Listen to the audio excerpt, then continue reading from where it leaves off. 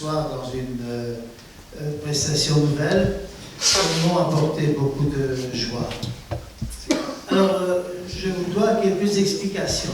Je ne serai pas long, rassurez-vous.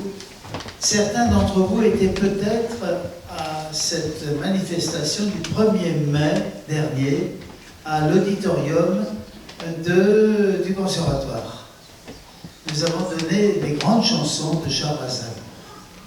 Ça a eu un grand succès, mais c'était une idée de moi. Et je ne voulais pas, encore une fois, leur imposer quelque chose qui me plaisait à moi, mais bon, ça leur a plu. Enfin, Charles Aznavour et les colibris, hein, bon. Et j'ai dit, maintenant, vous avez envie de faire quoi? Et ils m'ont répondu unanimement, les chansons de Walt Disney. Je connaissais un peu Walt Disney, mais pas beaucoup, je dois le confesser. Et je peux vous dire que ces chansons sont des chansons formidables, mais difficiles. Et nous avons travaillé, et je pense que le résultat est là, ce soir. Alors, il y a une petite ombre au tableau. Lundi dernier, le papa de Sylvia et de Lydia, qui sont deux pièces maîtresses des colibris, est mort subitement d'une crise cardiaque à 56 ans.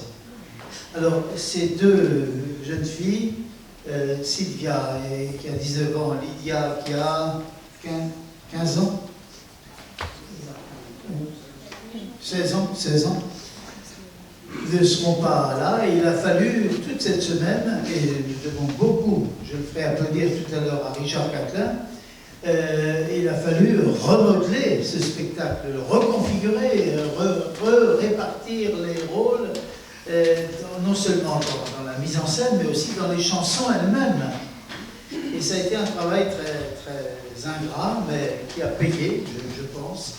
Et ce soir, donc, nous vous présentons ces grandes chansons des dessins animés de Walt Disney. Et je me réjouis beaucoup de voir parmi nous de jeunes enfants, des nombreux jeunes enfants qui, tout à l'heure, hier, j'en ai eu la preuve, qui connaissent eux aussi des chansons, bien mieux que moi, et que tous sans doute, qui connaissent très très bien les chansons de Walt Disney, et chaque fois je leur disais, vous allez les redécouvrir ce soir, chantés nouvellement par des jeunes d'aujourd'hui. Voilà.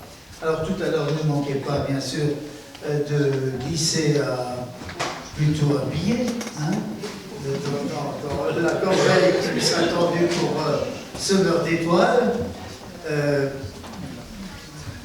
C'est notre manière à nous de nous souvenir que ces enfants, effectivement, à Auxerre, ont besoin d'amour.